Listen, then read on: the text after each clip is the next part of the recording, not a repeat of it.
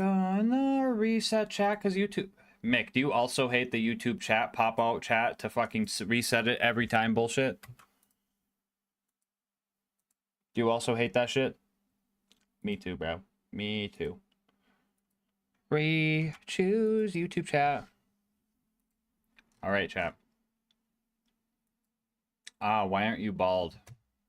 Shut up. Get the fuck out of here, Cats Up. Who do you think you are? You're just the 9-month supporter of my channel and everything that I fucking live for, dude. Get the fuck out of here. Before I fucking pummel you, bro. I'm joking, Cats Up. I love you. Gas is still going? Yes, we are still going. Hour 2:30, chat. Hour 2:30. Almost like we got a dentist appointment. Because 2:30? Alright, well, VOD sleepers are definitely skipping this one. I made that joke way too early. They were still awake.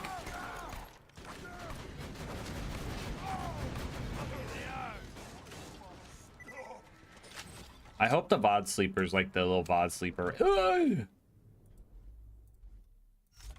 I hope the VOD sleepers like the little VOD sleeper references. Gurno, thank you for the 1 gifted membership. I'm gonna write that down. Thank you, Gurno. Very cool. Gurno-kun. More like goat. They both start with a G.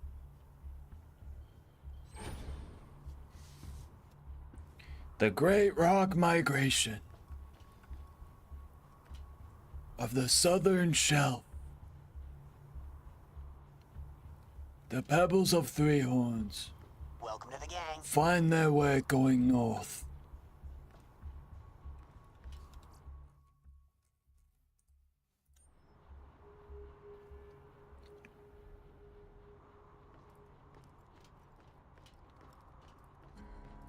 As with every migration, some will perish along the way.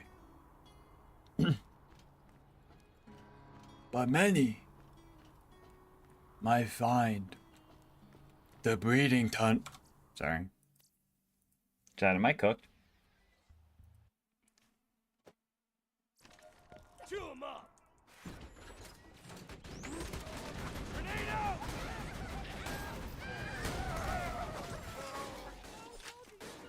Oh, ladies, come on. I'm not.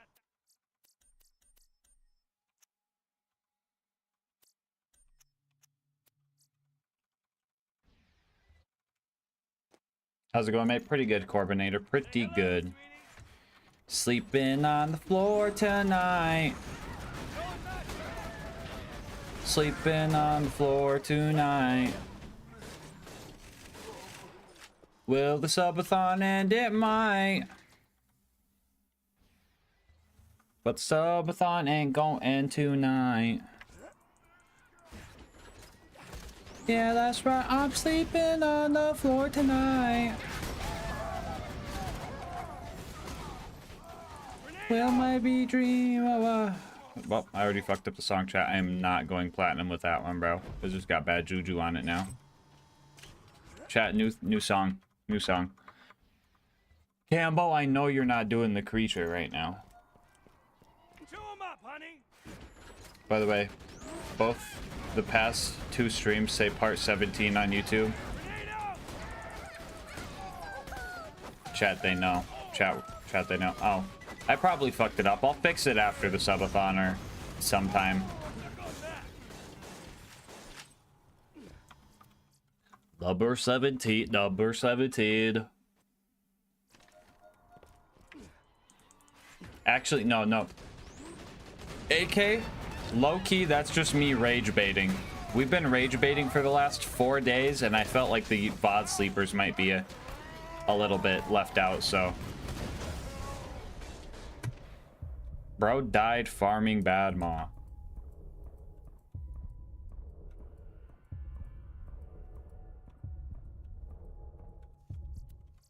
But yeah, rage, VOD sleepers, get rage baited. You're welcome. Deploying sentry.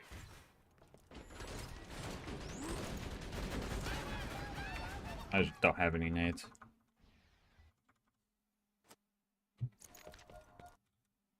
Gas, will you ever grow up from little to medium to big? Chat, I'm 6'1.5". I'm already big. I'm Damin 1.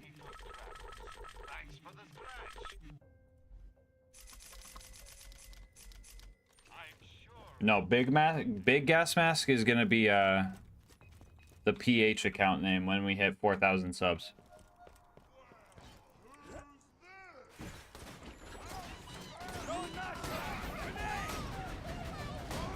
You guys remember talking about how many dudes watch, like probably watch, you know, the VODs out loud on their TV and their girlfriends just hate them? They probably hated that one.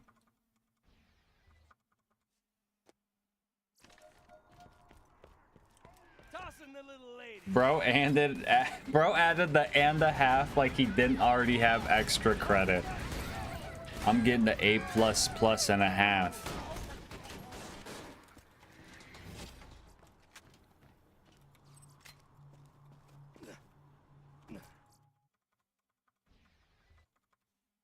That rage bait worked. I'm hello, beautiful.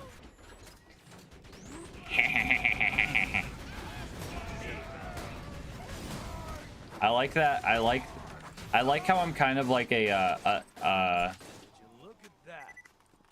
attention hog. Every 12 hours I reset stream, so I'm like, hey guys, I'm still streaming, look at me. Totally unintentional. I'm just trying to keep the bot up. Fury or Afton? Yeah, you ever play Freddy 7 Night? Pretty hard. You know who's gonna hate me after the subathon? Queen Night, bro. I'm gonna be talking like a fucking brain rot streamer. Zombie Zeke! Thank you for the membership. What's good, Zombie Zeke?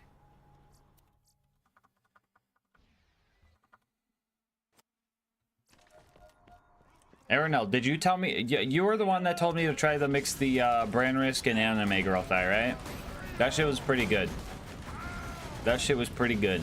Not gonna lie. I think I might lean into more of the brand risk with it next time, but that shit was pretty good this morning.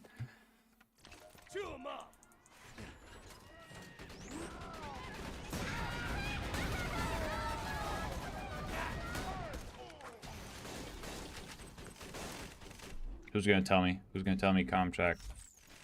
McNugget. Chat McNuggets here.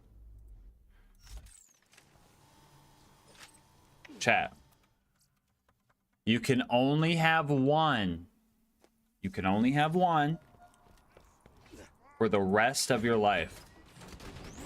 McDonald's burgers or McDonald's nuggets. No, fast food burgers or fast food nuggets. Not just McDonald's. You can only have one for the rest of your life. What you picking?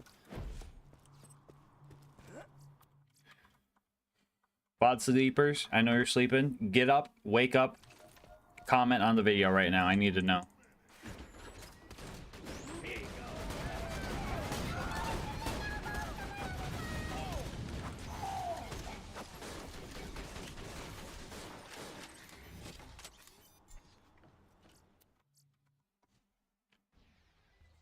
Oh, there's about to be a war. Oh my god, hold up.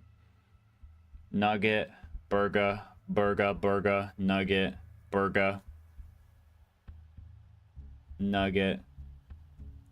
burger,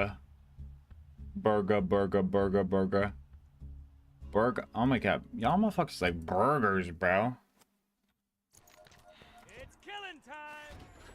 Chat, anyone who's saying burgers right now, first off, you chose the inoptimal meat, bro. Beef, low-key, not as good as chicken. For your health. Alright? Second off, bro. When I'm dipping my nuggets in my barbecue sauce, bro, I don't want you guys mean mugging me. Because your burger low-key tastes like a grill brush, okay? Don't at me, bro.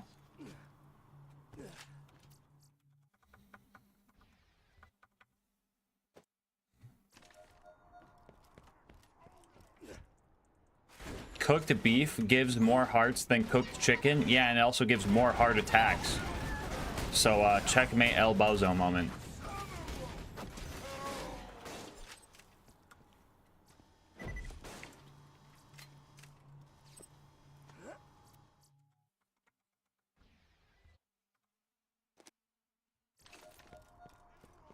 Streamer kind of hot. Also, good morning. Thank you. Good morning to you. Chat. YouTube people, everyone just got here. I went to the dermatologist this morning. I had a mole removed. You guys want to see the scab? Scab check. Everybody ready? Ready? Scab check. Scab check. All right. Little freak mask watchers. I got some Aquaphor. This is the closest you're getting to me oiling up, okay? This is the closest you're getting. Zoom in. Ain't no way, bro. And now, we're healthy again. Yeah. Screenshotting is wild.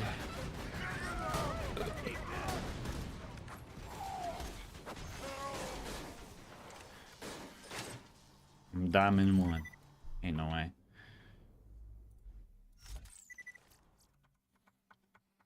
Oil up for me. Get that guy out of here. Journey lover is crazy.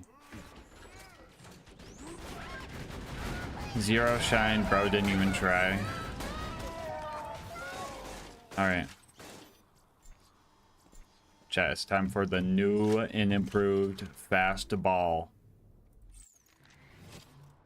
What level are you farming? 80. I'm just getting to 80 to start the peak shit, bro. We need the peak content. Imagine I do one character of the Axton sweep in one stream. That stream just happens to be 230 hours long.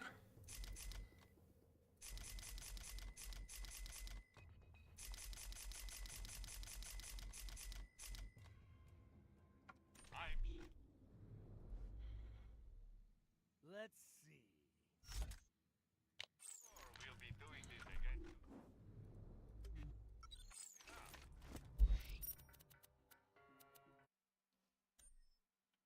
Wait, what DLC is this bro's rage baiting? Flashbanged by bro's forehead. Ain't no way, dude. I bet. Look at you sitting on your phone or behind your desk. You greasy little grease ball. Show up. Show up at my door, bro. We'll play checkers. Then we'll see who's right.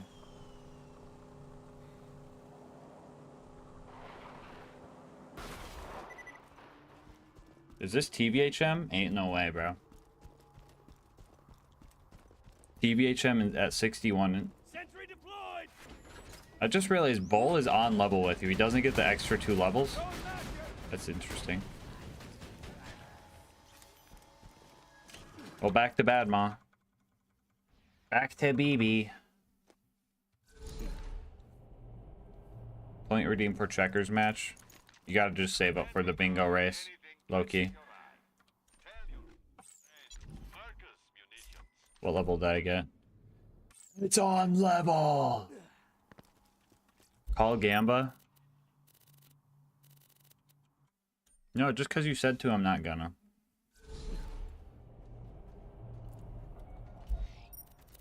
Oh my god, the point farmer's probably going crazy right now.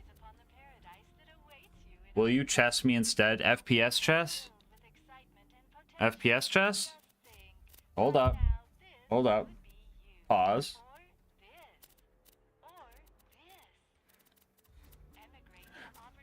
I'll let you host, Mick. I'll deal with off host. No class mod. Teeter only makes 2 class mods, and they're both for Gauge.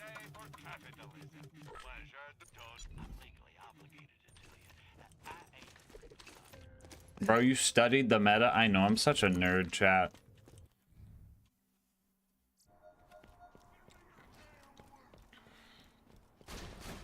Dropping sentry. Tornado. And the round goes wild.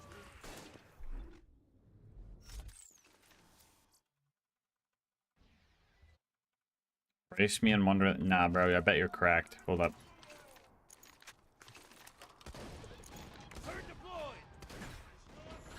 My man got global elite and FPS chest.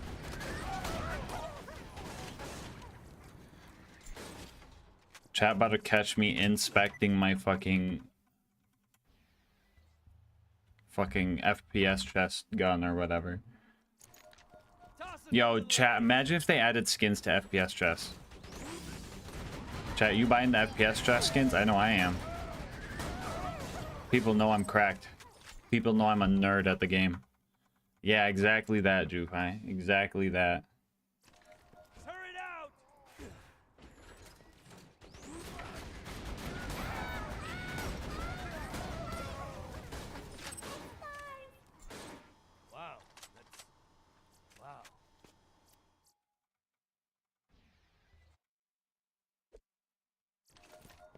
Autogun deployed!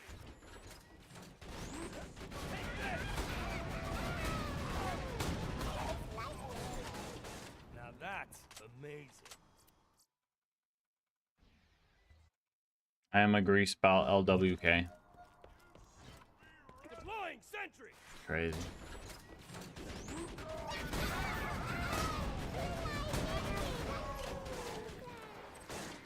Chat. Oh, okay. Chat, remind me when we're... Alright. How long do you think it takes the VOD sleepers to actually fall asleep? Chat, how long do you think it actually takes them to fall asleep? 5 hours? Ain't no way, bro. Watch the pod for 5 hours before falling asleep. We thinking like 15 minutes? 35 minute, 12 minute? Can you send me the ASMR vid to play to the VOD sleepers? Chat, we need to rage bait the VOD sleepers a little bit more, okay? So they don't feel left out. We're gonna give them nightmares, okay? We're gonna give the VOD sleepers nightmares. Okay, I'm gonna try and give them the same one I had from the Dave stream.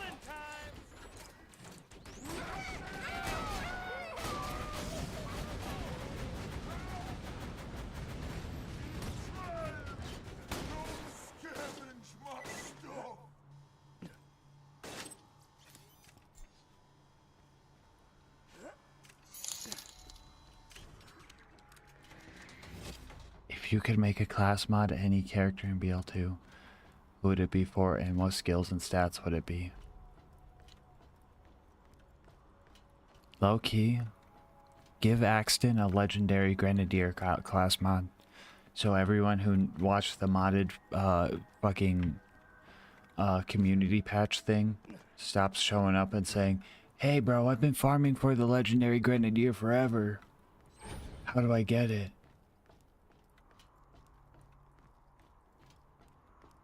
Because people straight up come in chat all the time. They're like, "Bro, I've been farming for the legendary Grenadier forever." And then I have to tell them that's modded and not a real thing. And they're like, "What? I wasted 42 hours of my life trying to farm that." I'm like, "Yeah, sorry, bro." So let's add the legendary Grenadier. Corbinator, thank you for the $7.99. I'm adding 8 minutes to the timer. Alright, chat. The VOD sleepers are gonna fall asleep and we're gonna start to give them nightmares. There's worms in your brain. There's worms in your brain. They're crawling in through your ears. There's worms in your brain. They're gonna eat your eyeballs out. There's worms in your brain. Your brain is decaying. You're dying. There's worms in there. They're crawling in. There's nothing you can do about it. There's worms in your brain.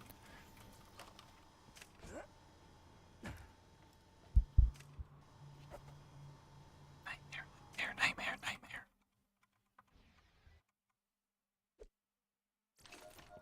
Tossing the little lady.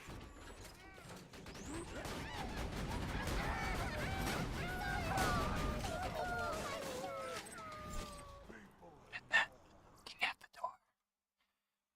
Could be knocking at the door this late at night. You peer through the people. You peer through the people. of your door. It's killing time. Snake. David triple.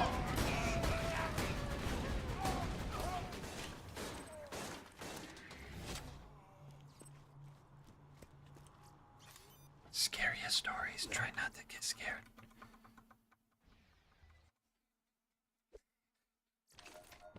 Dropping sentry. Mick saying you're a bad person. That's hilarious. Look on that.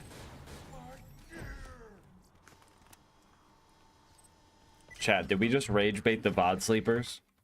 Holy shit.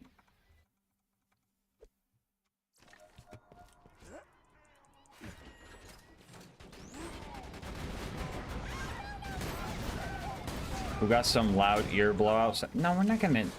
No, we're not gonna. Loud, not funny, bro. Loud's not funny. We're just trying to give them subliminal, terrifying dreams that make it hard for them to sleep. I literally had that dream the other night, and I'm fine, guys. Tossing the little lady.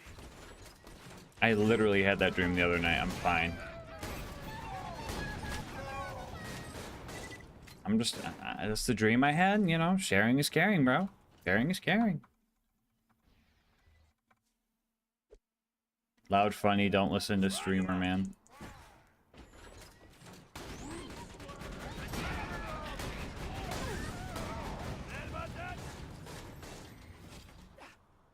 Well, hello there, Loot.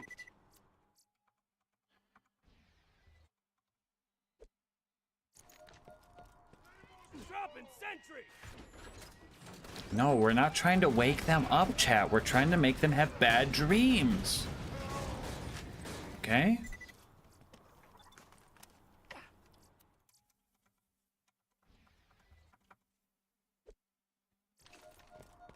It worked good. Oh my gosh, bro actually thought he had worms in his ears. Chat. That guy got absolutely wormed.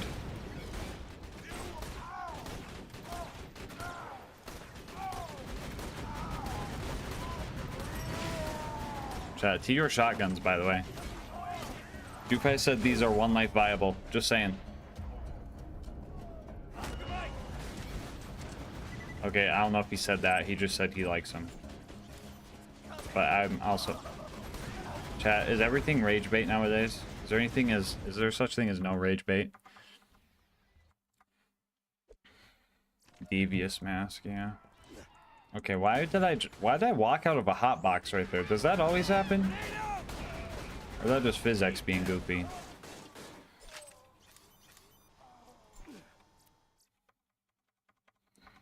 Rage bait isn't real, you're crazy. Gaslighting the rage bait. Whole new level.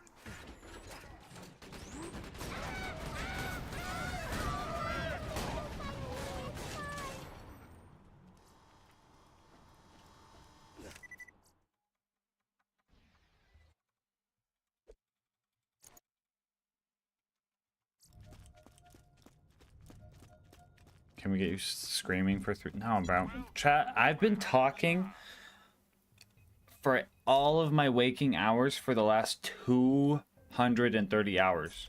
And you guys want me to scream, bro? Chat, I already had to grit the throat pains from talking so much, bro. I just had to fucking talk through it.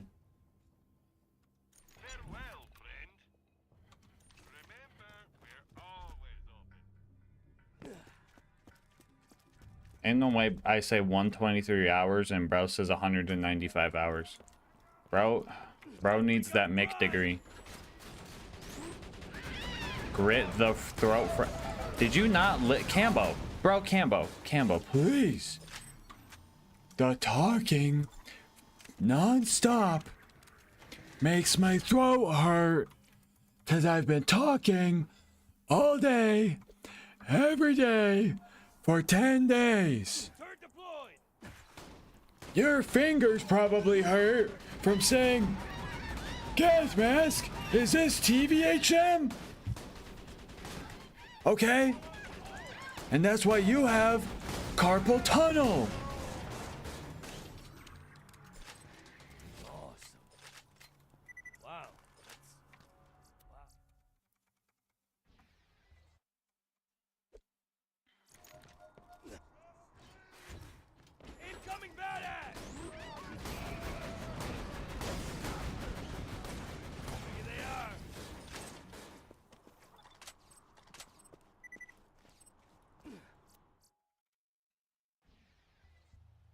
Chat, when I die and drop all my loot, y'all can just loot ninja that shit, okay? Just nab that shit up, bro. Careful, honey. Chat, when I die, it's gonna have like a legendary loot beam sound effect, and my gas mask's just gonna be there. It's gonna be like the BL3, cha-ching, and you know you got a BL3. You know what I'm talking about? That's what it's gonna sound like.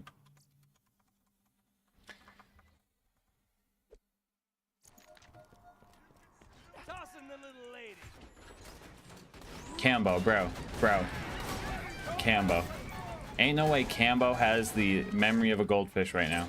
I'm talking fine! Hello, low monkey. Oh, sorry the YouTube VOD took like 5 minutes to reset. When it was clearing out my cookies trying to figure out the subathon timer, it logged me out. And as soon as I ended stream, it just fucking said, nope, you're a different person, you're on bright mode, and fuck you. No streaming. I'm like, oh, brother. An insult to goldfish, not gonna lie, real. Deploying sentry. I bet Mick the type of guy to teach his goldfish tricks. Like, swim through this hoop and shit and you get a snack. That's some Mick type beat. You lost the game. Shut up, nerd. Hey, stand in front of Get out of here, bro. Bro thinks this is 2003. Bro thinks this is 2003, bro. Chicken butt. Bro didn't even say guess what. That's what she said. tossing the little lady. Com check, thank you. Mod that gang.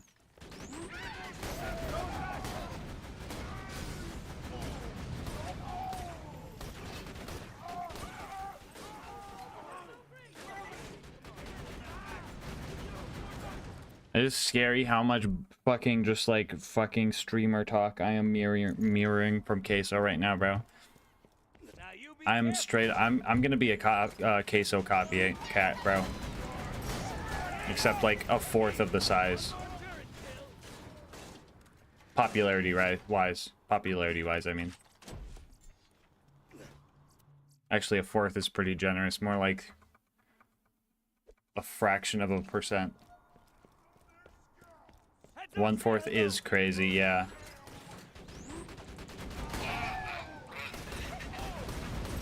Grow a giant beard. I almost shaved in the shower, chat. Ain't no way. Peek your shotguns, by the way, chat.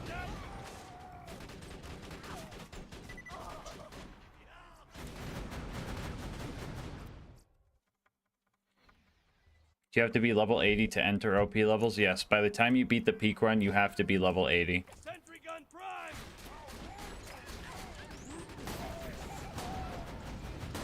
Work on that.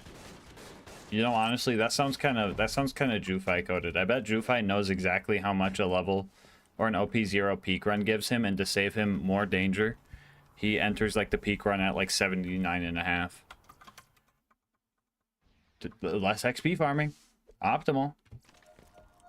Sentry gun It's OP0. Do I really need on level gear? No.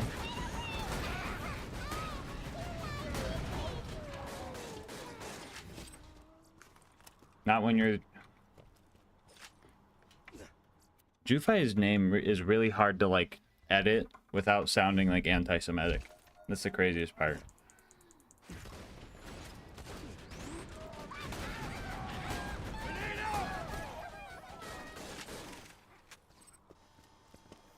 The goat Fi. Yeah, there we go.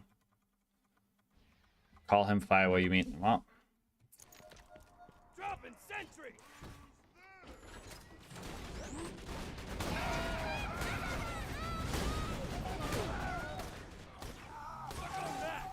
ain't no way.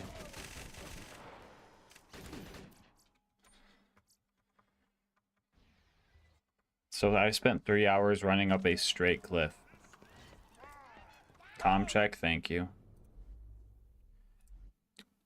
Twitch chat, bro. Twitch chat kind of fallen off. YouTube's hitting me with comm checks, guys. Hurry out! YouTube chat. W YouTube chat for once. Oh my god. No, just kidding. YouTube chat. I love you guys. Dude, I literally have no brain worms. Not trying hard enough. Eat a Dave's triple. You'll dream about it. It'll feel real. Eat Dave's triple. Stream for 200 hours straight and sleep on the floor. You will have the experience, bro. They'll crawl in there, bro. Say hello, sweetie. We need to wage war against YouTube chat. Yeah. Of course Frost is racist, bro. SMH my head.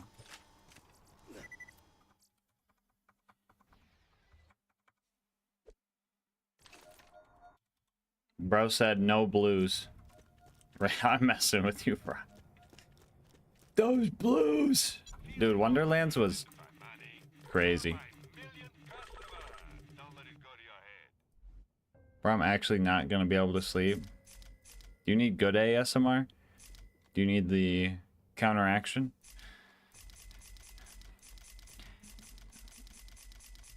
But sleepers, you hit grit on your earworms. They deflected, they all died and crawled away, but not in that order. You actually have beautiful flowers in your ears now. They have healing properties. And now your ears feel better. And you're sleeping well. Sleeping well. Sleeping well. So good night. Sleep tight. R.I.P. Cheer 100 Nightmare Nightmare Nightmare R.I.P. Cheer 100. Say hello, sweetie. Don't listen to Bent Out. He's a hating ass, rage baiting ass bitch, nerd bitch, skank. Just kidding, Bent Out. I love you.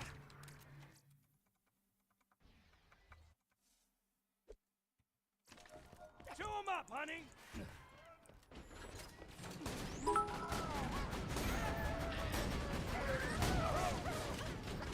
Thank you, Bent Out. Yo, chat. Bro thinks he's a chopper. Bro thinks he's a chopper. Bro's a spinning gun.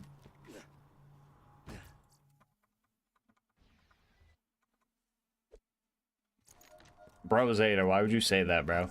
Ain't no way Zeta just said the word I just said and got auto-modded. That's crazy.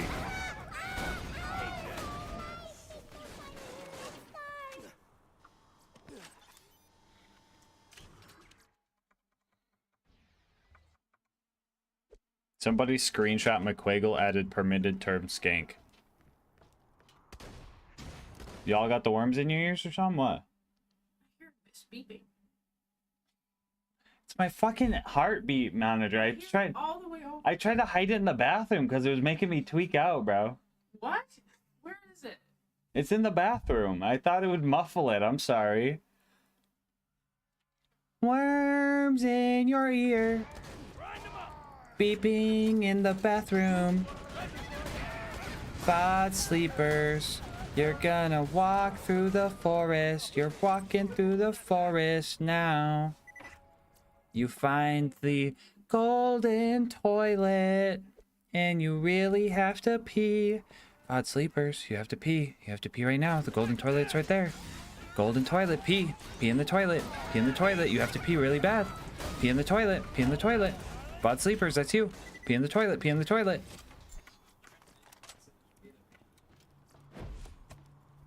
Really? Is it that obvious, Lucas?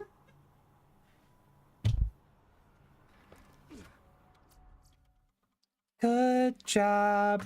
You're in a hot tub now. Ignore the smell. That's not piss. That's the nice, cozy hot tub. In your dream. In your dream. Smoke alarm.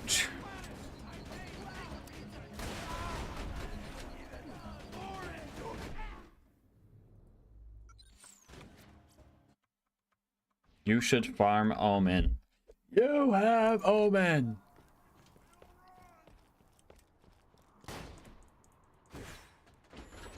Force Mick to go live. How would I do that? Could I force Mick to go live? Actually, Mick, I'm gonna release the documents if you don't go live right now. Bro's gonna have to go live. I don't know if I Damn, I fucked the bad ma up, bro. This is how the VOD sleeper's gonna be waking up. VOD sleepers, spread your cheeks, take a dump in your bed. They're in, by this time they're in like REM sleep, so the subtlety doesn't work anymore. You just have to be straight up. Shit your pants right fucking now. You'll get $1 million in your dream.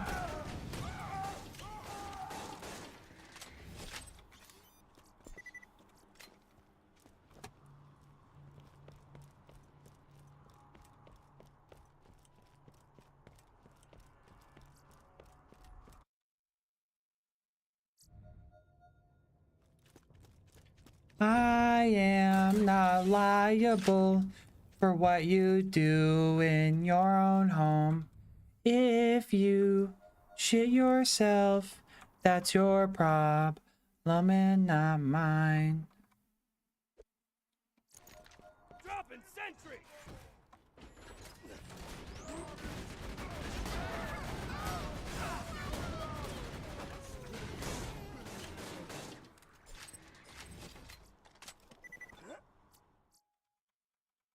Dog, you need to take your meds. I think I accidentally took them twice. I'm low-key. Dropping sentry.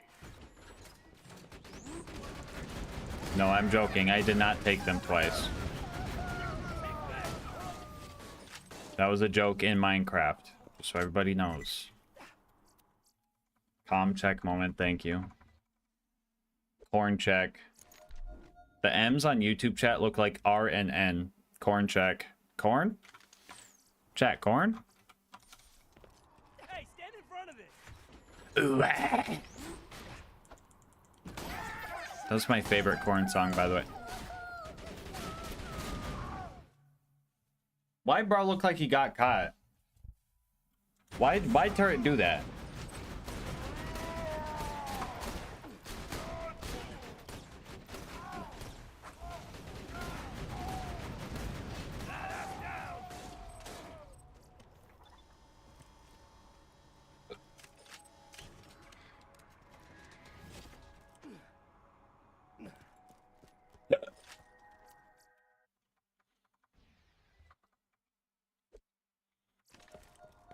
Say hello, sweetie.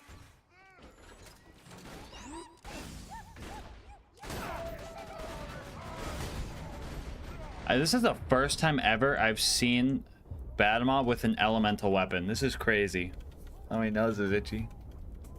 And it's killing me. That's right. I don't think I've ever seen Badma with a motherfucking shotgun before.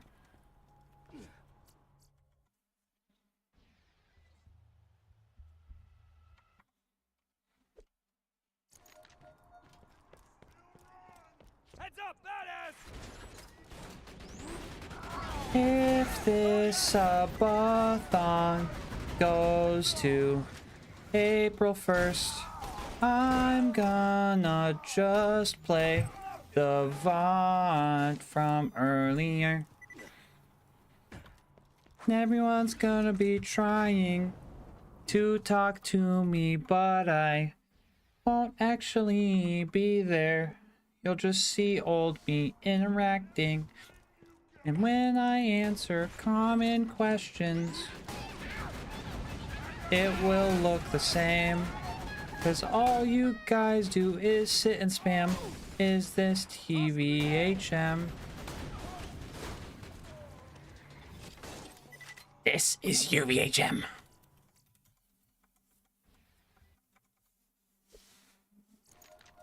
Why didn't you fill up on grenade ammo at the vendor when you went? I did.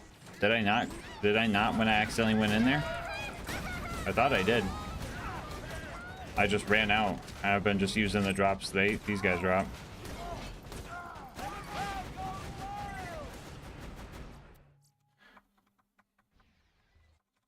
I hate TCHM scaling. What is bro on about? What is TCHM, chat?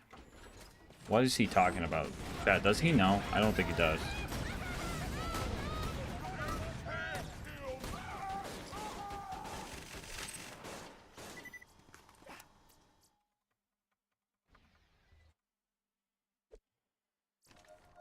Grind 'em up. Also, hello, John Smith. How's it going?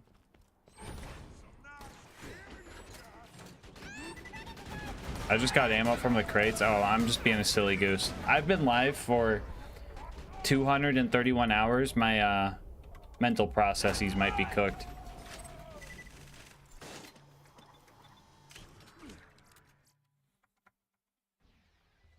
This bitch up here, autopilot, bro. Dropping sentry. Autopilot. We on that AP. Damn,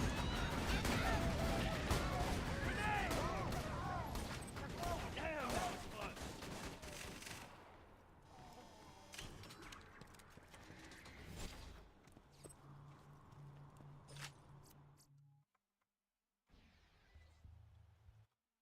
Ain't no another comm check, bro. Oh my god. If I get one more. Sentry deployed.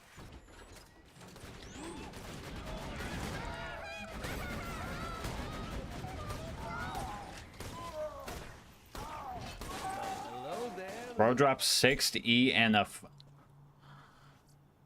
Ew, bro. I mean, at least it's slag. Wait, no, I want that. Awesome.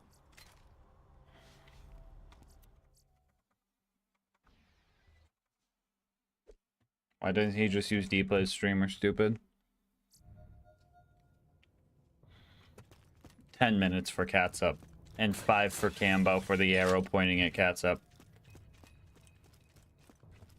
Feeling overburdened by money? Pleasure doing business. A pleasure as always.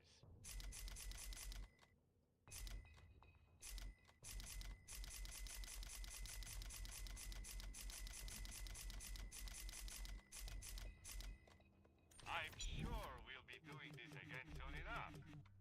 Be careful now.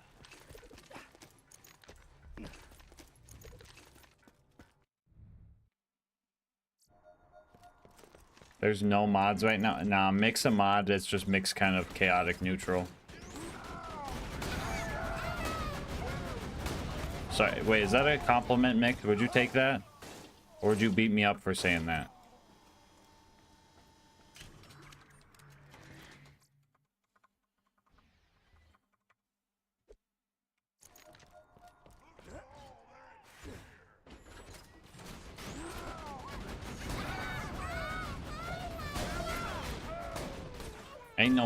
Ain't no way bro's trying to summon Quadithy James.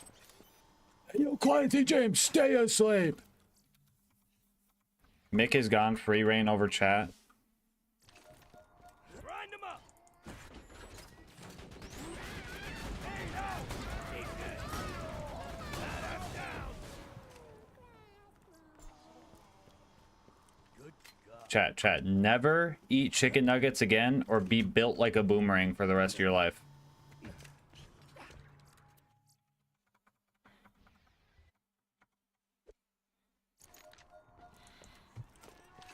Grind 'em up. Ain't no way you called Spuddy Cube Squish Cube, bro. What kind of AI generated name did you just give, bro?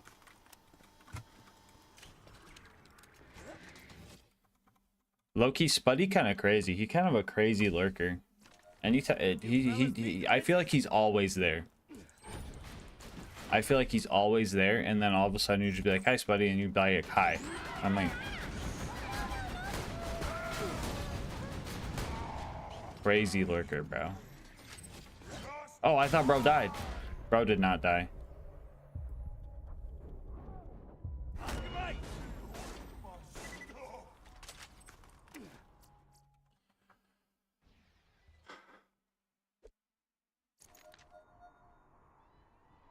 So like a boomerang? Like a massive boom? No, like you're bent. Deploying sentry. Bro, you're like, you're shaped like a boomerang.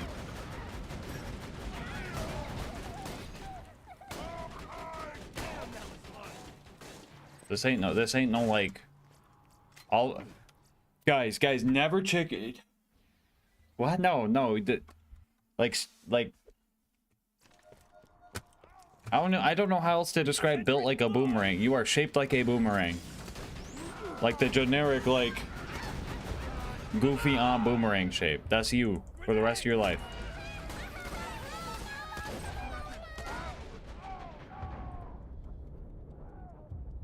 I wish my dad was shaped like a boomerang, because then maybe he'd come back. Shut up.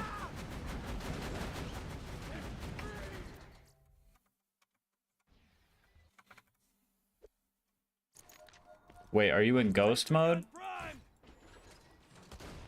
What'd that mean? What was bro talking about?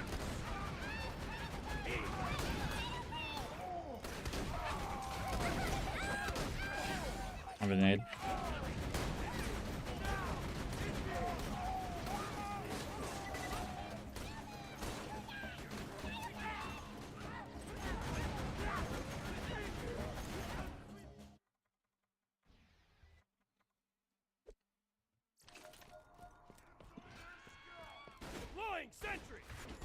No, I just got the hops, tough lover. I just got the hops.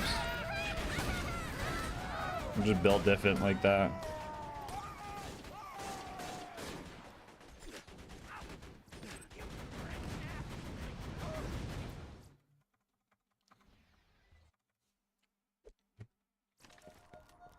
Say hello, darling.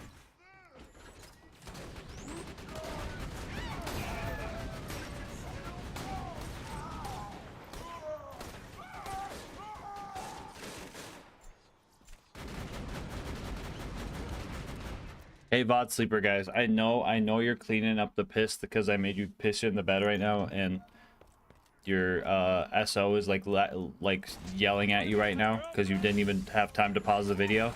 But rip bozos, chat, rip bozos. You guys got rage baited.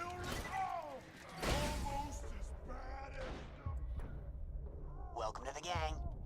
Hey gas going strong bro, here's to even more success to you on both Twitch and YT, all love. Thank you, the nerdy GJ.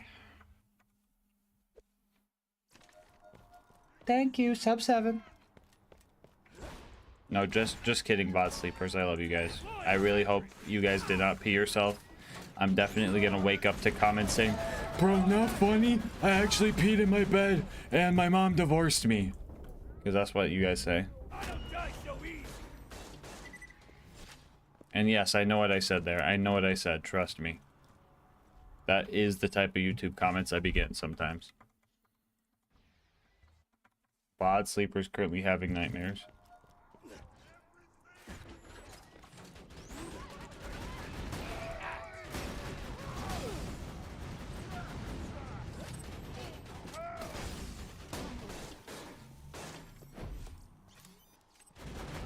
Try not to get scared. Scariest stories. For some reason, anytime I listen to this guy's VODs, I have nightmares.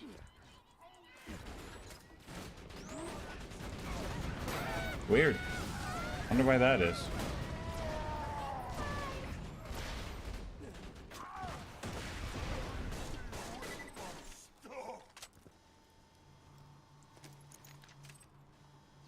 No, there's probably some. There might be one VOD sleeper out there that's like, I can't watch this VOD, guys. It's actually gonna fuck me up. Say hello, sweetie. And LilGasmask in that in that case.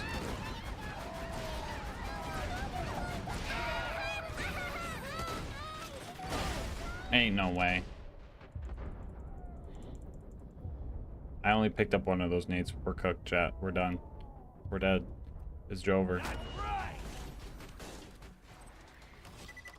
Oh, it gave us the rocket ammo back, so... Yummy.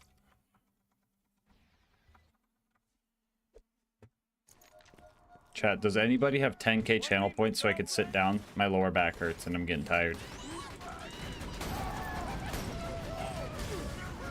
VOD sleepers comment. I would have let you sit down, but you made me piss my bed.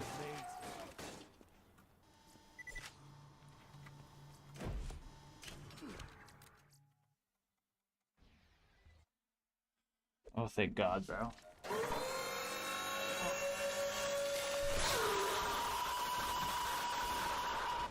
Chat, one in the chat if you think the VOD sleepers love that sound alert.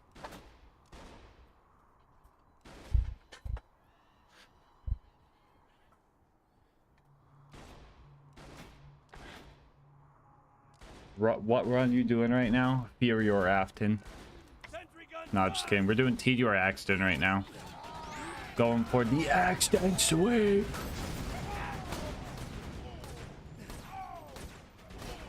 Ain't no way, bro. Didn't die to any of those.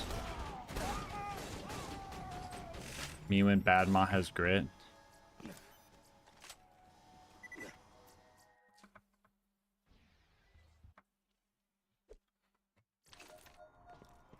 Say hello, sweetie.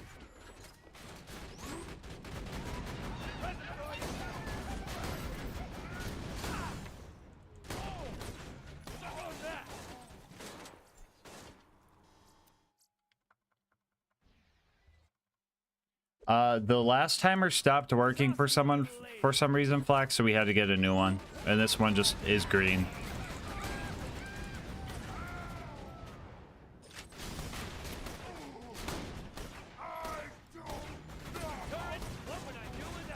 Bro did die.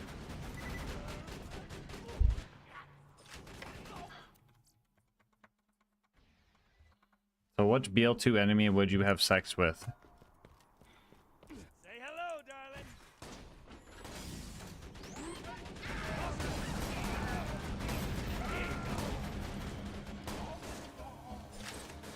Yeah, the crazies come out at 3 a.m. chat. I should have expected this.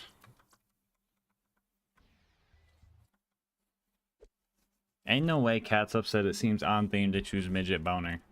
Grind 'em up.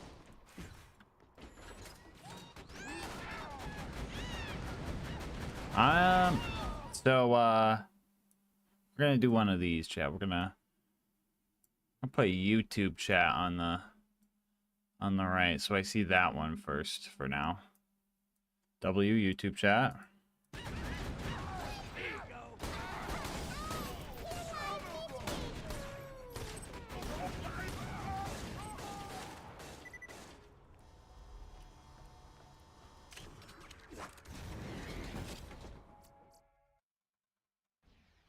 Roscoe, next question. For me, chubby stalker caked up. Thank you for the 2.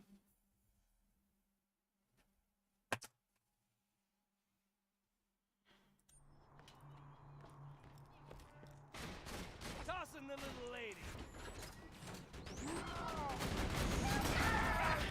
Welcome to the gang.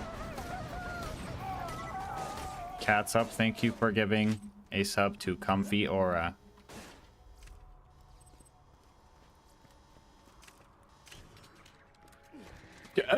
Your mom when you're born there too. Grind 'em up. That's what y'all sound like right now.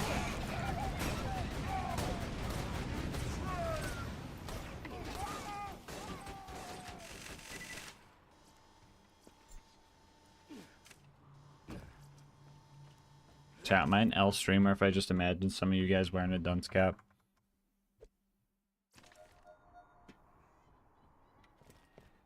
Chew 'em up. Gas is trying to end the subathon by XP farming. I've been caught. Is this how you do it? No, how do I do it? There we go.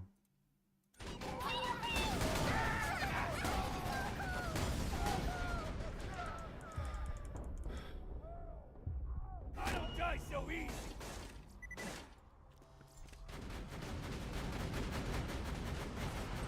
Not me opening more anime booba cards at the 1 hour mark so everybody leaves and I can go to sleep in my bed. Chew 'em up. Oh, yo, thanks for the cheat code. I am going to use that. Oh, who you gonna focus on? Who you gonna focus? Focus on the turret. Focus on the turret. Oh, get beamed with a launcher.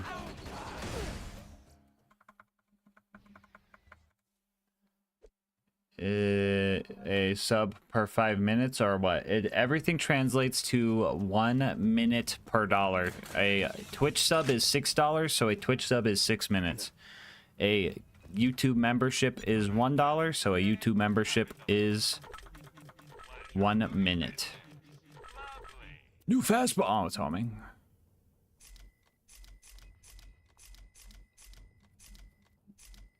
Chat. Never be able to play your BL2. Or hold on, let me think. Let me think. Hold on. Chat. Sometimes I think. Yo. D name. Hey, dude, I don't know how to, I can't read. D, are you gonna be mad at me if I can't read your name when I'm at hour 123 of Subathon? The name Ate. Next minute's on me, boys. Rounds on the house. Thank you. I appreciate you, homie. It's from the movie Hoodwinked. Okay.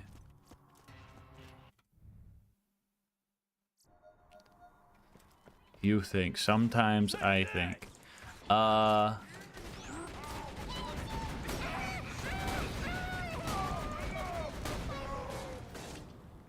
Alright. Never be able to use the skyrocket again. Or every fastball used from now on will have a 1.5 fuse time. Chew 'em up, honey.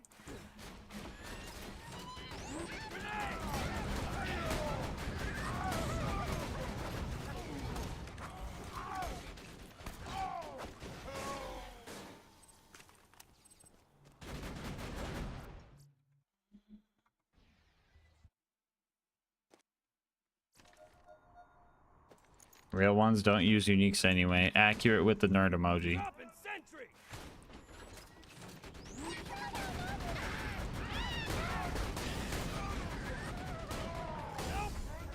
Real professionals use the log bump sticky move.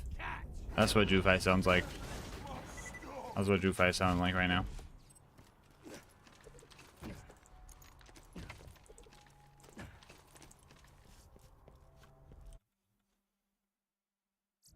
Beep. Chat, would you give Fi a noogie if you could?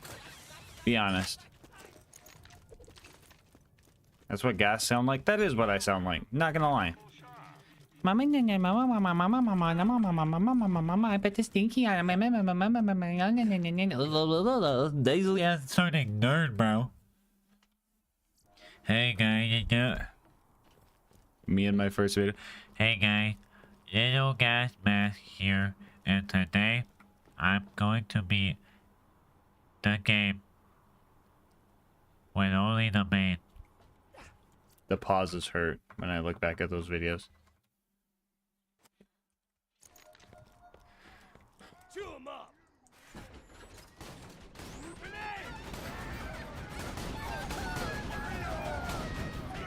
If I would say use the rubberized technology. Yeah, if I should use the rubber. Bro does not need to pass that down. Chat, one in the chat if I just roasted Fi. One in the chat if I just roasted Fi. Calm check. I'm gonna poop my pants. In my bed while I sleep to get LilGasmask VODs.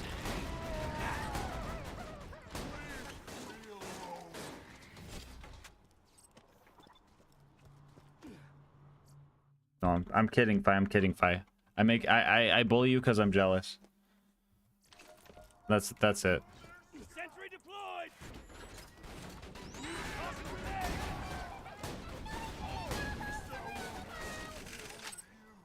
I can't believe I got mogged by Fi today. Bro, hit that jump first try. I should have ended the subathon right there. It's his subathon now, bro.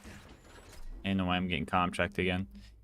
Yeah, frontline rifleman. Get out of here, bro. Not you guys, the fucking rifleman.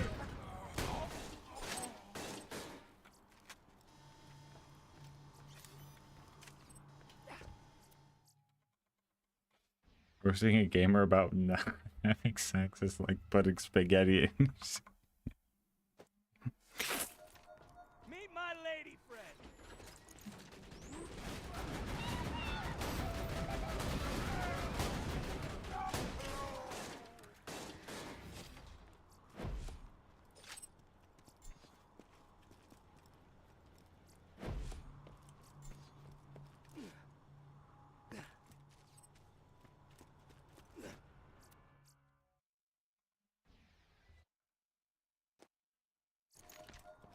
You fellas meet the missus? I don't partake in such debaucheries.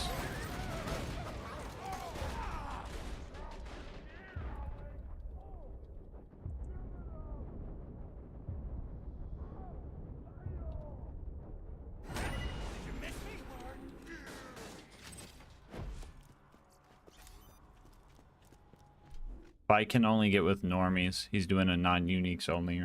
Yeah. Yep. He's doing no uniques. I that boy melted the wood. Yeah, man. Yeah, but GBI, yeah.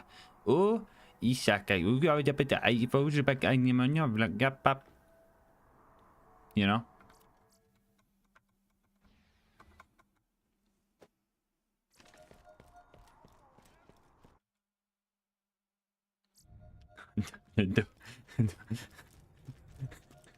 Doodle Bob. Mahoy, mahoy, mahoy, mahoy, mahoy, mahoy. You are Doodle Bob.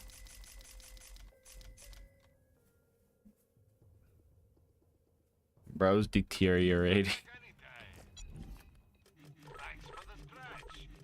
Lovely. I'm sure we'll be doing this again soon enough. Gas speaks Simlish? Nah.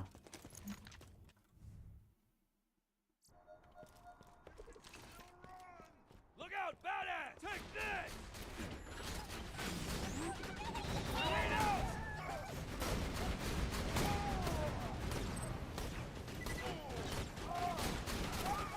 What was this fastball? 61?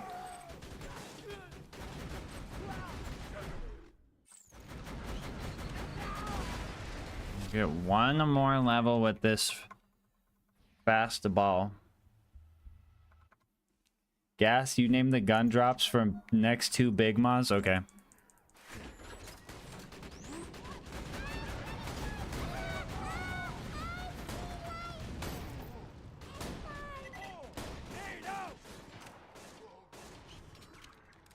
I'm cooked.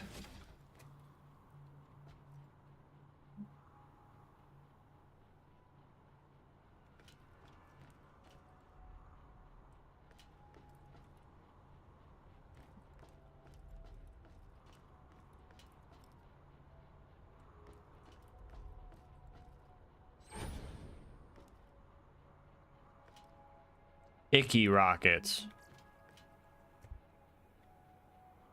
I was thinking angry too. Why did I say rockets? I meant RPG. I'm so stupid. No, I was thinking angry. The rockets thing is because I'm... Oh wait, that's a... Saya Dayub? I don't know the fucking vertigrip. Chickaman? Big man. Someone call Olimar. Come tell him to get his sniper rifle back. No money for me. Chad, I'm rage baiting. I do not want to fight at 5 subs to the timer. Angry RPG. I should have just let Fi tell me what they were so I could cheat code. Well, I'm naming all the guns on this one. That's one in a row. Get farmed. How's the stream going? Yes.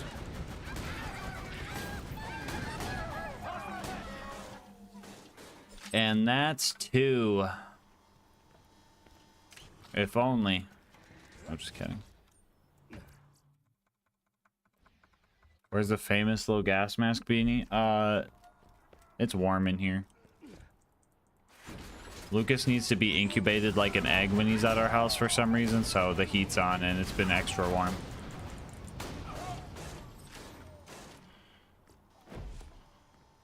Robert, no, Robert. Can I get Dr. Pepper, no pepperoni? Yes. Yeah. Very much so. How about 2 in a row? Oh my god. 2 with prefix in a row is crazy. Wait. What if I predict what he drops? Pyroclastic projectile.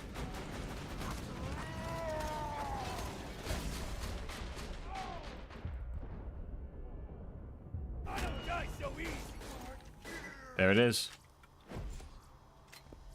Oh, that looked like a shield. That was a gun, though. Hold on, I should have looked at that. Sorry. All right, hold on. I'll try and name some of these. Hold up. Autogun deployed.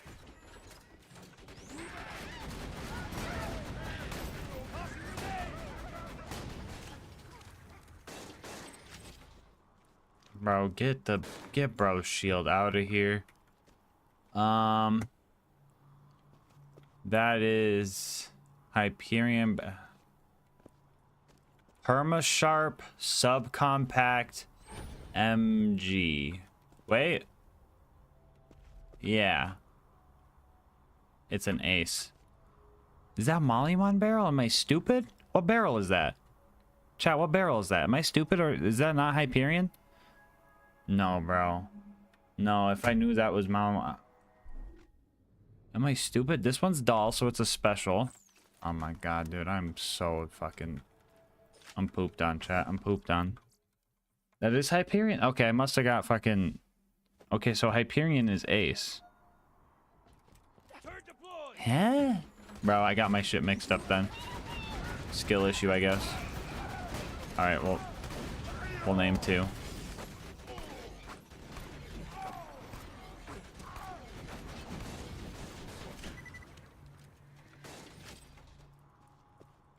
Chat, that's an ace. Oh, what's the stability prefix for Tedior? That's gotta be the stability one, right? Well-rounded ace? Quality ace.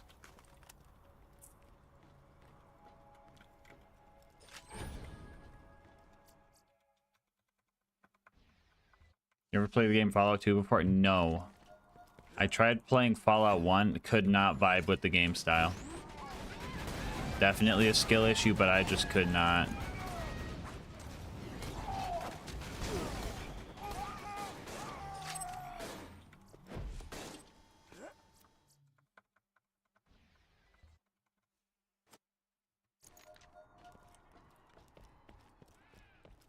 Gas the floor sleep calls you. I'll probably go to bed in a little bit.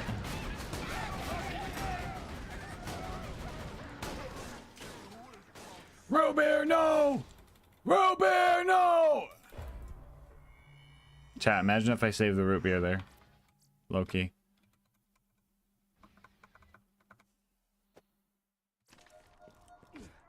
God love the knockoff blockhead. Bro is not playing Minecraft. I'm just gonna go buy nades. It'll be faster if I go buy nades and try again.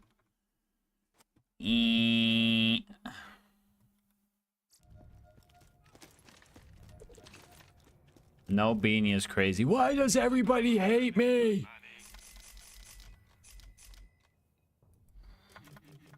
Nothing like a good sale. Thanks, don't I? I need your Flat out, not Fallout. Sleep deprived looking. No, I've never played Flat Out. Me when I'm sleeping on the floor, though. Alright, watch this, guys. I'm about to name some guns. That is a...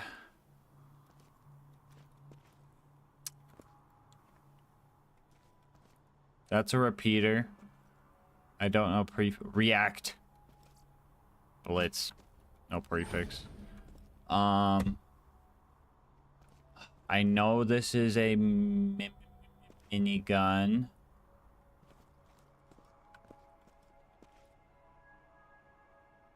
Minigun.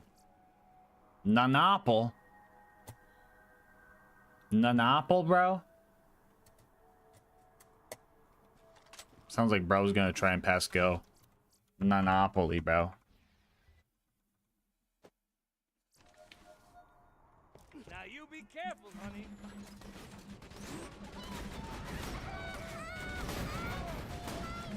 What was that fucking thing? What was this one? Blitz.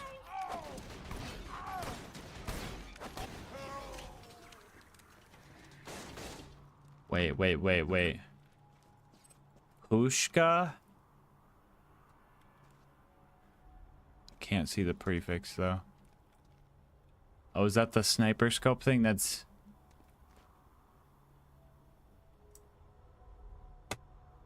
Bracky. Balshi Pushka. Balshi. Balshi Pushka.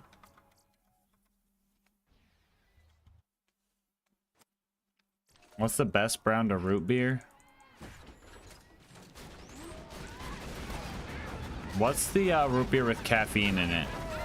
The gray barcode, was it Bears? Blah, blah, blah. What's it called? What's it called? Chat. What's it called? Obviously, not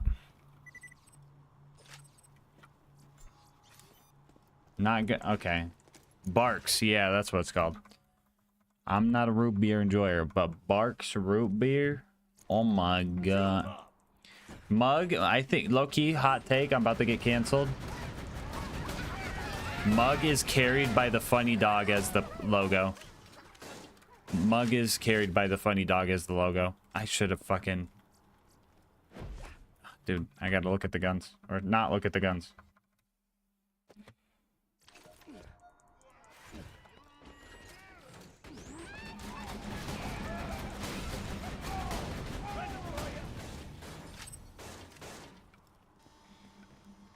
That is... Oh, fuck. Is that a sub-malevolent grace or a gospel? Consummate... Sub-malevolent grace. Wow, Guileless sub-malevolent grace. Bro's got no... no sneaky. Barks is better. I just wanted to use Mug. Okay. dropping sentry.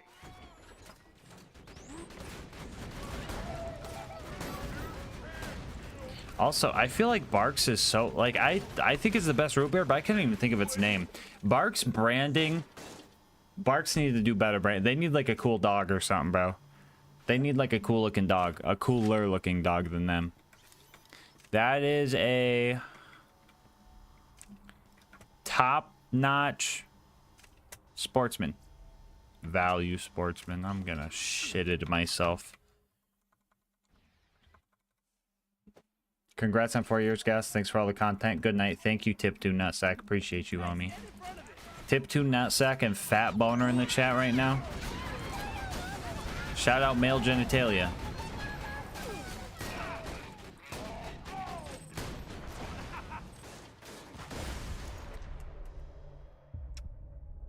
Oh no, chat.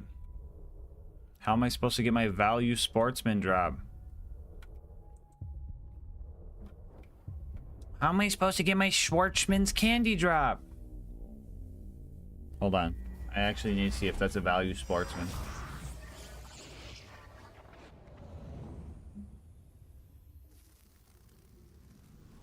Hey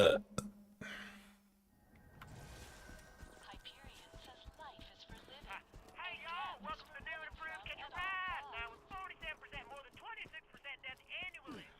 Give me your damn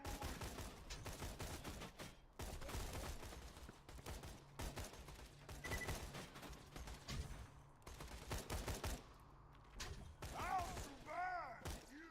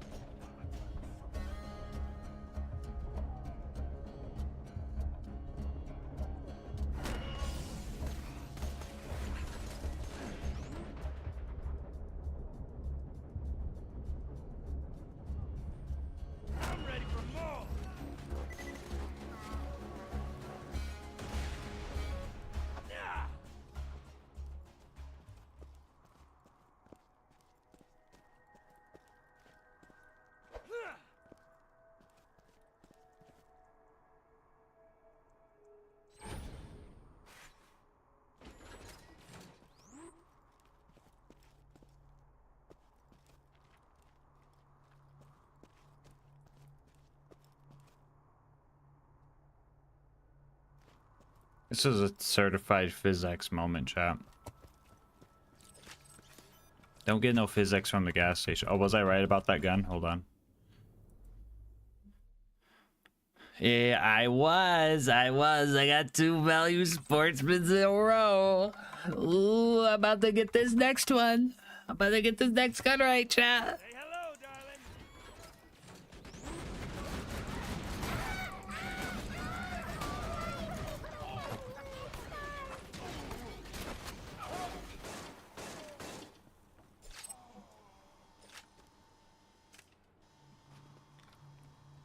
Wait. That's a value triple barrels.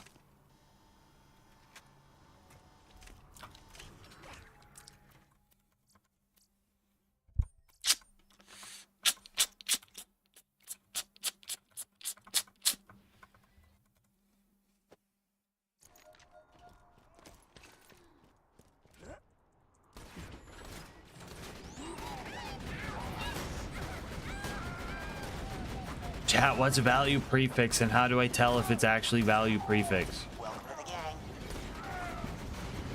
gang. I feel like I just scammed Jupai out of that.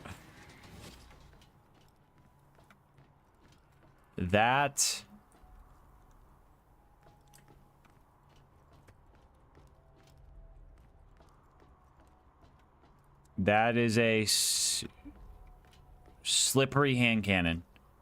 Wonton. That is a long rider. No I think ornery is matching grip. Leather? Oh. Ornery is just like a no grip thing. Okay. Thank you, Jupai, for the 5. It's bandit grip? Oh my god. Dang. Well. I got lucky with that. Low-key. Jupai, thank you for the 5 gifted. Man of their word! Even though their word is Gage main propaganda. No, just kidding. Chat, I was actually having fun playing Gage the other day. Like, not even gonna lie. I was using nothing but a white rarity shotgun, bro. And I was just able to smoke with it, bro. Kluke. Is Kluke that part on the sniper? Kluke.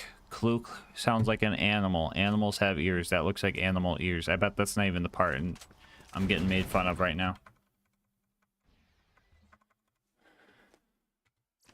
Meet my lady friend.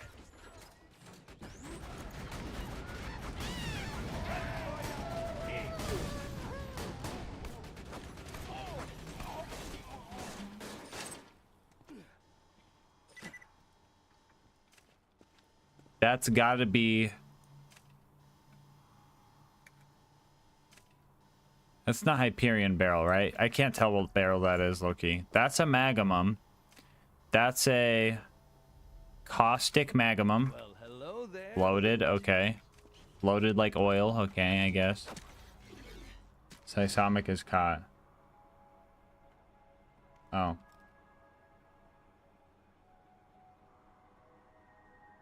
Caught, okay. So, I think that's a... If that's not Hyperion... Which I feel like it's just Bandit, right? I think that's Bandit barrel. Farmed enough horn. Honestly, if it don't got the double on the bottom or the blade, they all look the same to me. Racism lore. Guys, I'm Hornet racist, I guess. Let's see. Bandity Smig. I knew because it was matching grip. Because it's bandity.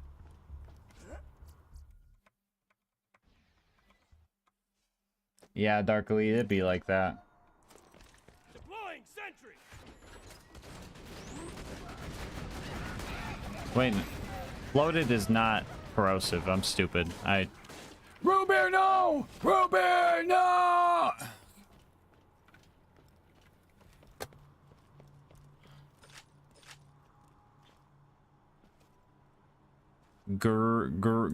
Greasy Smig.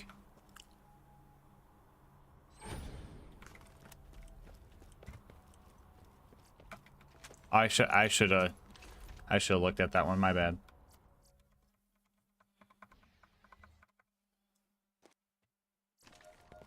Say hello, darling.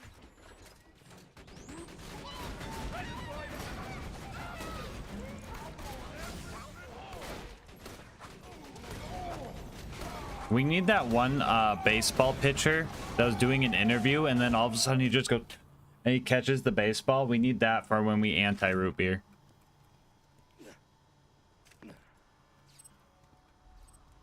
That's a spinny gun.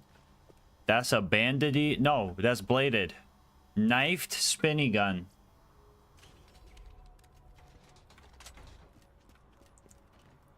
Me when the video is fake. Never mind, bro. We need some. Okay, someone find a video online of someone catching a root beer. Ain't no way. Ain't no way you finding that.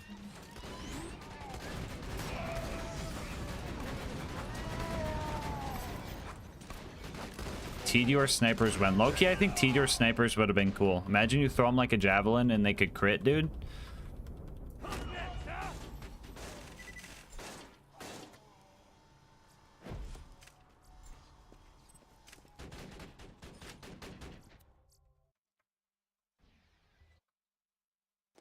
Would anti-root beer be root beer?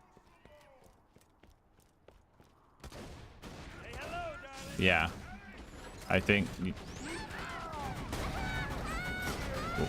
You fried my brain, honestly. I don't even know what I was saying. What? Infinite stream glitch, Erling. Infinite stream glitch. It just happens, bro. These edgers. These edgers, chat. Ooh, ooh. That's gotta be a greasy smig, right? Yep. Okay. Jufi. Do you know what this is? I know what this is. Do you know what it is?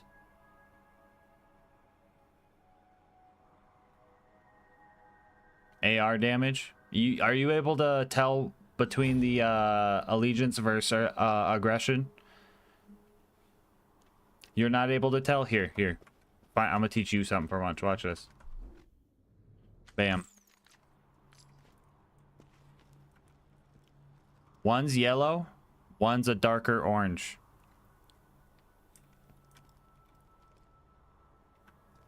The yellow is the allegiance, the darker orange is the aggression.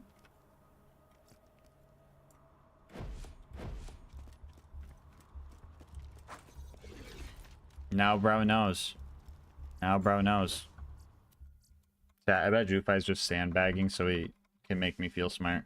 He's being nice to me right now. Sentry gun. Tell which gun type? Never mind, he hates me. He should just let me feel smart. Chat, I'm cooked.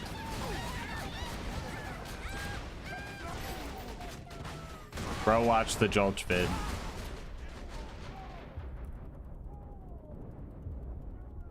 Oh my gosh, this got some good reload speed to it.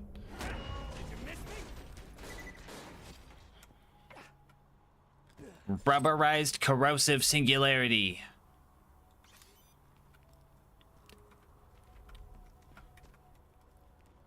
Lobbed fireburst. Is there a way to tell if a grenade's sticky or not? And before Tatch says just tell shit. Stop. It was AR damage? Ain't no way. Hold on. No, it was launcher. It's like Salmic's rage baiting.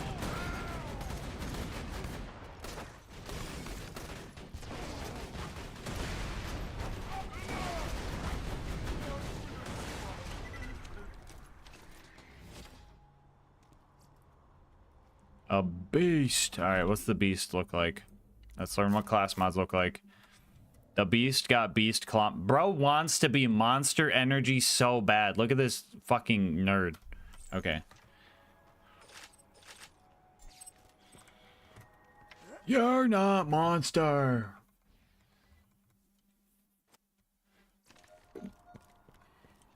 Inside every cell there are 2 wolves. One that gets full money shot bonus and one that applies it to the other.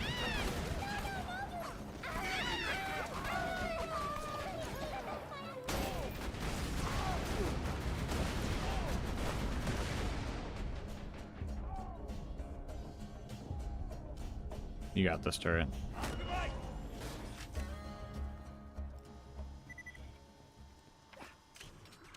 Alright.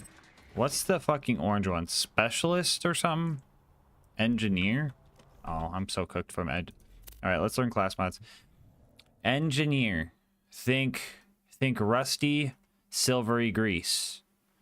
Rusty, silvery grease. Rusty, silvery grease. I'm working on the car, and your dad tells you to hold the light. But the light he wants is at an impossible angle, so you get grounded and he puts his knee through your Xbox. Anybody else? Anybody else? Just me? Okay. Oranganeer? Oh my god. Chat. W memory queue. Wait, you have hair. I usually don't, but yeah, I do right now.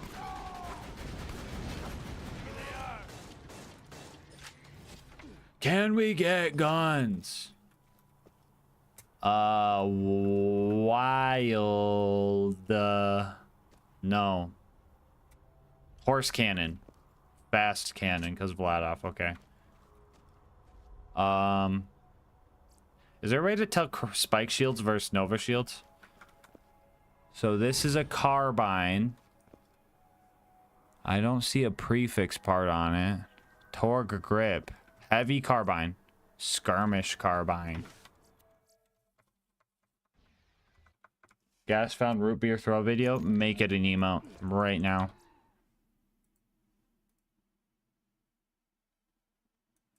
Get out of my hand, man.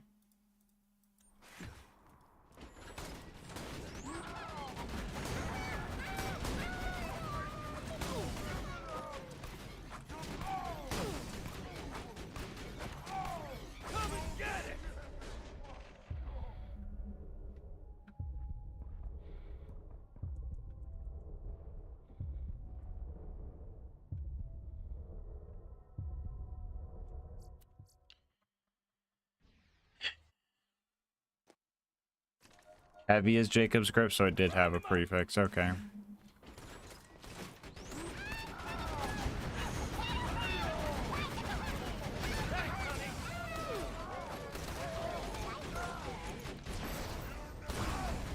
Oh, I didn't have... Let's just go buy ammo.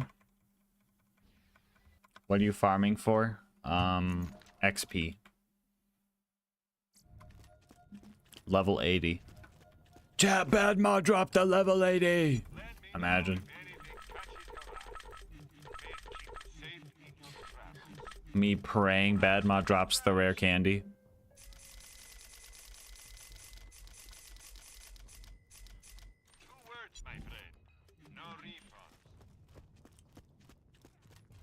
You look like you aged 20 years during this subathon. Ain't no way bro thought I looked 6 before.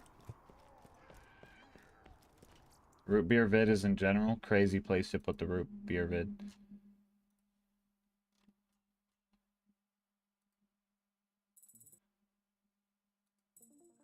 Oh my god, it got an ad. Gives you the freedom to tell your story. At Wayfair, we're game for every style. Kid throws root beer float? That is the opposite of catching a root beer. Kids haven't really had root beer floats before, so they're trying it for the Leland's trying it. What? What the crap, Leland?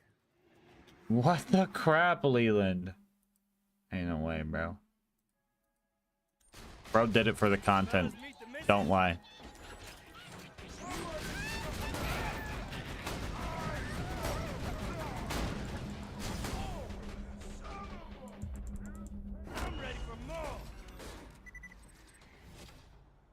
Oh, I should. Genuine. Bro, where's my grip? What is genuine? What is genuine?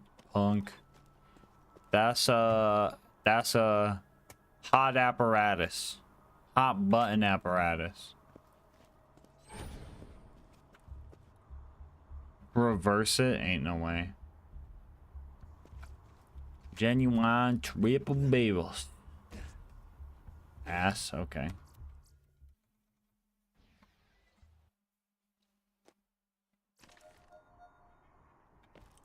Yeah, we're doing Tedior Axton. So I can only use Tedior stuff.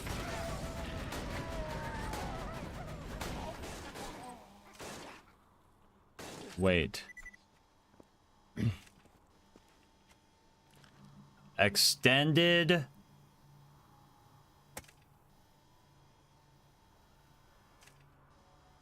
Goat. That was close. That was close.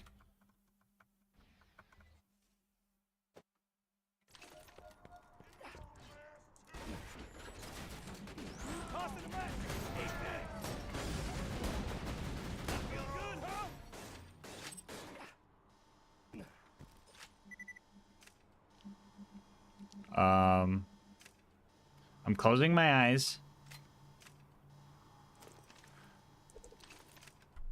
I couldn't equip it. I couldn't equip it. So this is either a binary torment or a...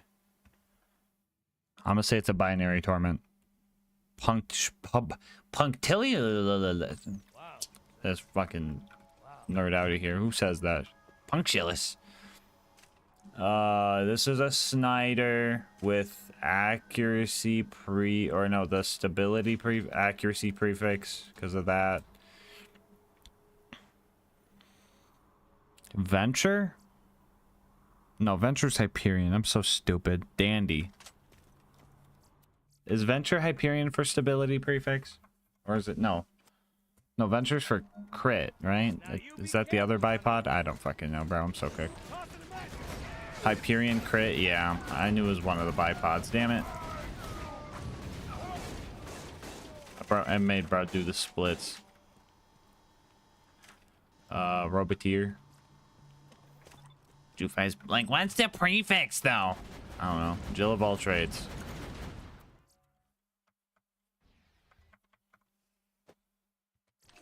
Let's get to killing, sweetheart.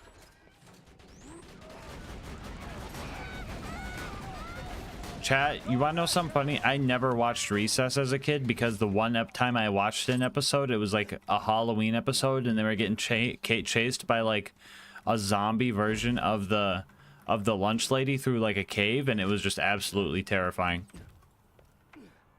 I was like 5 or something, bro, and I never watched that shit again, dude, because I peed. Not literally, but it was scary. Dropping sentry.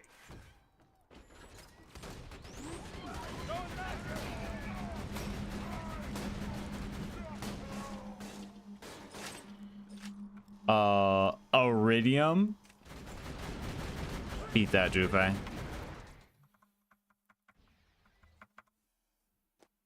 He found the Recess lost episode. Did I? Is that a real thing? Or is my brain fabricating a Recess episode that I had based on an actual nightmare? Based off of watching a normal episode of Recess. Recess. Reese's Peanut Butter Cups.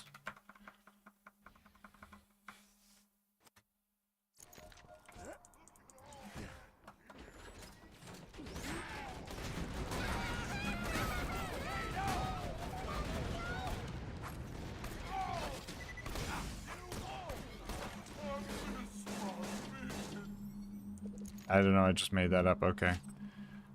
Oh, chat. Perma Sharp Spiker. The dart. God. Chat lied to me. Chat lied to me, bro. There's no way to tell. Oh.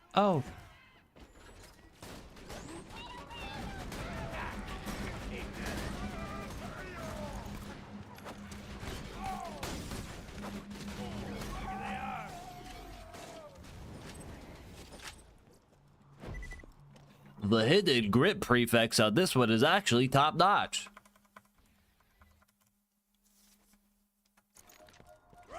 That fine nerd guy. Me wanting to be that nerd. I'm that nerd.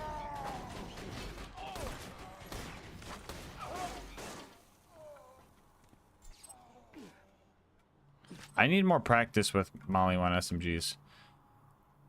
Sub-malevolent grace. I don't see a fucking prefix. I know consummate. Caustic. Okay, yep, it was nothing.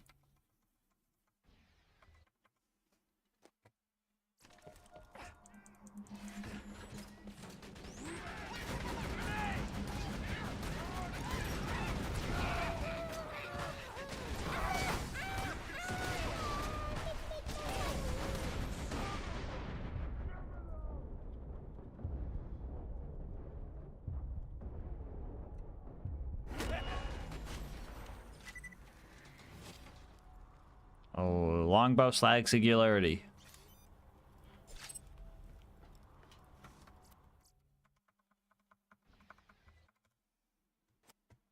I do not like Reese's Puff cereal. Hate me all you want. Mid. Mid. Reese's peanut butter cups though, I love them bitches. I love them bitches.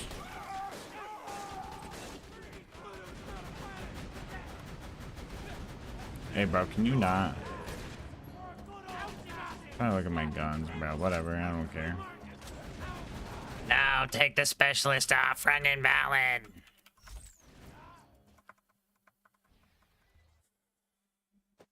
What do you consider better than Reese's Puffs? Literally frosted mini wheats. And I'm allergic to those. Them bitches still good though. This boomer eats frosted mini wheats. Shut up. This little infant eats Fruity Pebbles. Got him. Chat, one in the chat, if I just metaphorically roasted that metaphorical person, that would have metaphorically tried to roast me. Strawberry Special K goes insane. Never had it. Do I gotta try it? That sounds kind of good. Growing up and realizing the adult cereal tastes better. Bro. Chat, they just got gooper-fied. Ain't no way. Ain't no way. Ain't no way Ironclad Tank gridded that for him. Wait. What was that? What was that? That blue one. That's a sparkling zappers. Or no, sparkly, it's a sparkly special.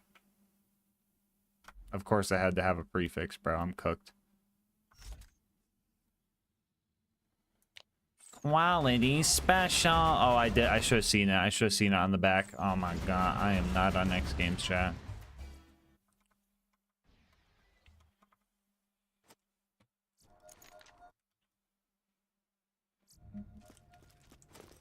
The only thing worse than like Reese's Puffs honestly has to be Captain Crunch, bro. Who the fuck is eating Captain Crunch? Chat, imagine Fruity Pebbles, but they're giant, stale pieces of styrofoam, and then your mouth hurts for the next day.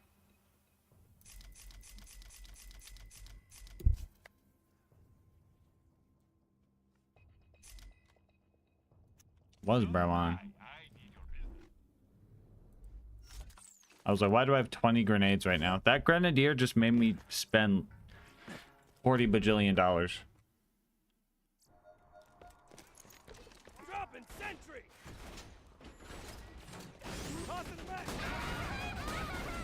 Bro, slag.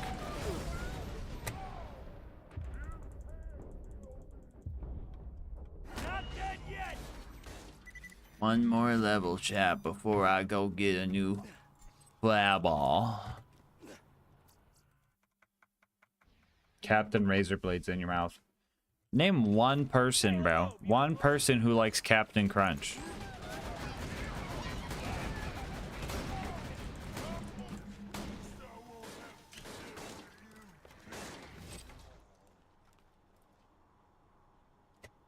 Trance.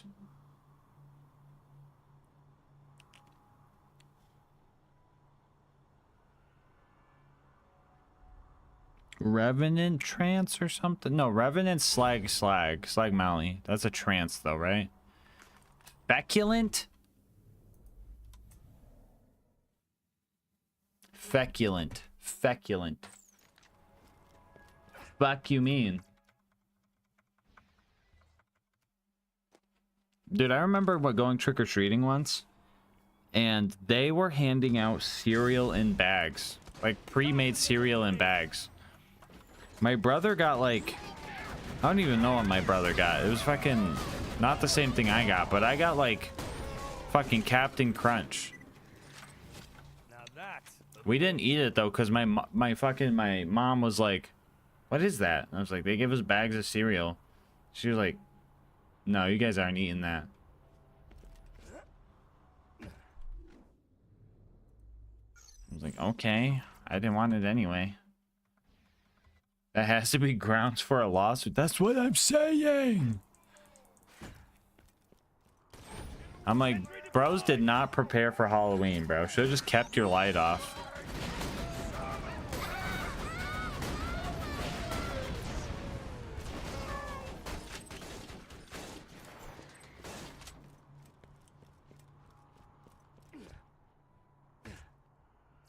Chat, do you guys want to know a crazy hack? Low-key, I do this sometimes, right? First off, if your favorite Reese's isn't the, like, tiny, like, the tiny ones that are, like, taller but, like, not as wide. Not the big plate-sized ones, but the tiny, like, little circle ones. Those ones are the best, chat. Don't lie. The plate ones are not as good. The chocolate to peanut butter ratio, not as good. But, chat, what you do... is if you're feeling like a little dessert cereal vibe, don't do this for breakfast. That's fucking weird. If you're like, I want some desserty cereal, throw like 4 of those bitches in your cereal. Like, not even joking. They're like little Easter eggs to find, bro. Bro thinks different sizes change. It's the ratio of chocolate to peanut butter. Bro thinks different grips have different prefixes. Get out of here. I'm gonna fight you, Jufi. That's it. When Subathon's over, we are raiding Jufi, and we're gonna make sure his Subathon lasts 18 years. It's the chocolate to peanut butter ratio.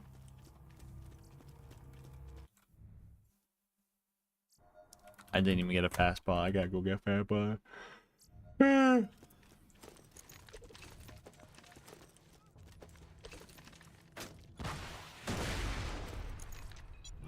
Chat, you know what's crazy? I should probably go to bed. Gamba. Alright. Chat, I think we're gonna get the fastball.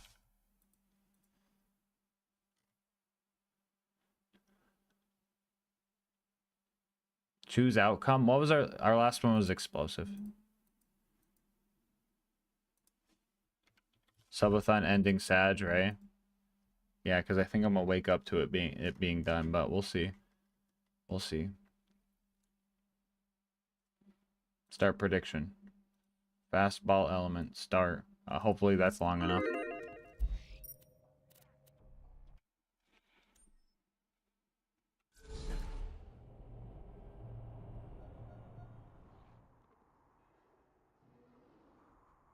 I really like the tiny stuff that was pointing at the camera last night. Huh? Omar?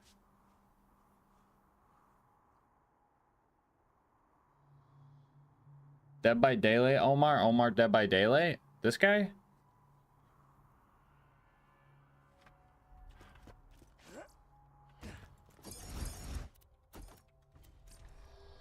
I love Omar. Yeah, we all do.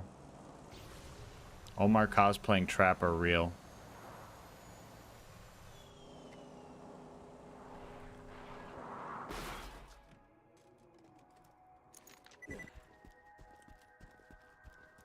Don't choke streamer. Please don't. Please don't choke the streamer. Say hello, darling.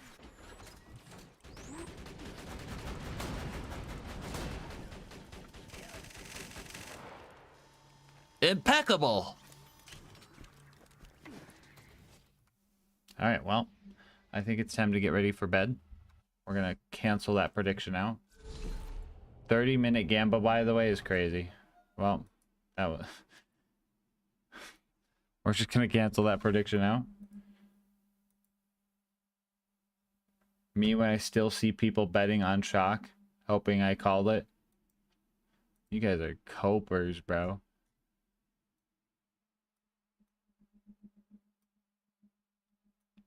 No shot, you got one first go. That was like my third first go in a row. I got my first 2 bull kills in UVHM, I got one. And then I haven't farmed to more than like 10 since then. Put 10k on shock. Crazy. Alright, chat. I think I should sleep. I'm gonna try and set an alarm for before the timer ends. And we'll see what happens. I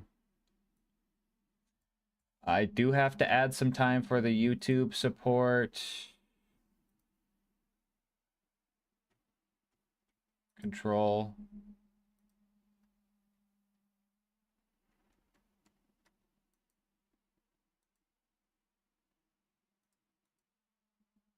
Add time, exclamation, sub add time. What? Control, I forget. Setup.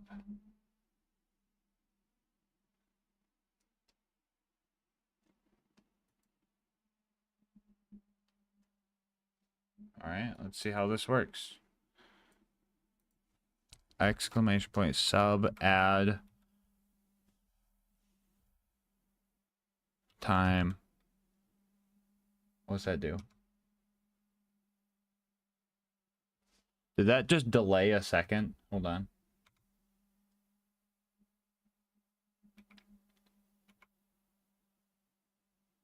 Chat, am I tripping or does that feel like it's making it slow down? Okay, sub add time 1. Okay, it's adding like 1 second. Sub add time, let's see, 1, let's see, 2. That adds 2 seconds. Sub add time.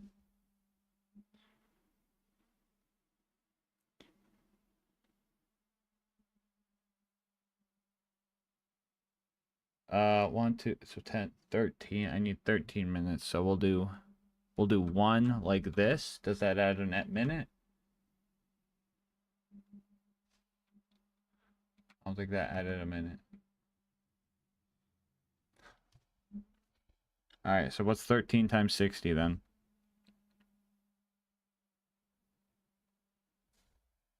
(13 × 60 = 780.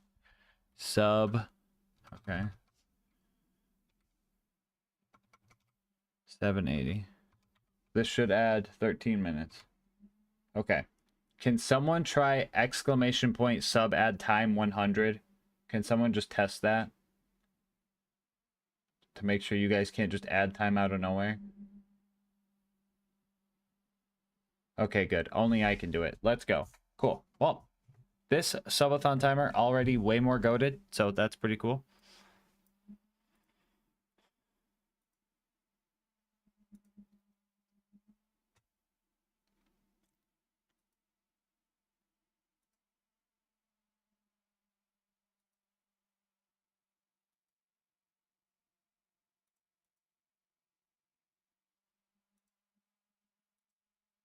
Ali, I love your hair. I mean, it's easy to spot me on the court, I bet.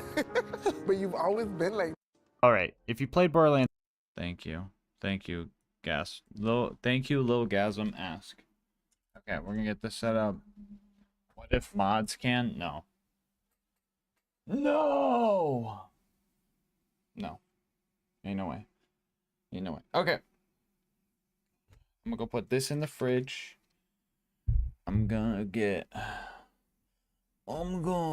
my camera set up for the sleeping stream.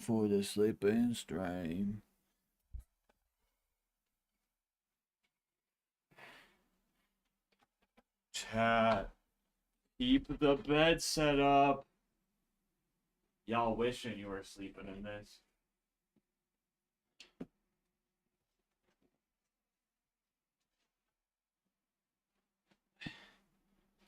Chat, check out the Omar plot.